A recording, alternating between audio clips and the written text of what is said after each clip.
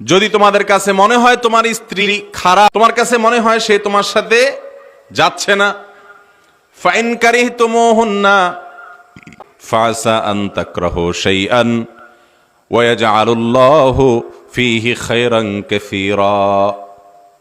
যদি তোমাদের স্ত্রীদেরকে তোমাদের কাছে ভালো না লাগে তো মনে রাখবা দুনিয়াতে বহু জিনিস তুমি মনে করছো খারাপ, পরে দেখা গেছে সেটা ভালো।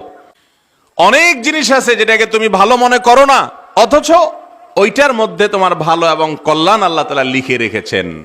সঙ্গী হিসাবে তার সাথে সময় কাটানোটাকে খারাপ মনে করতেছেন, হয়তো আল্লাহ রাব্বুল আলামিন সেখানেই কি রাখছেন, ভালো এবং মঙ্গল লিখে রেখেছেন।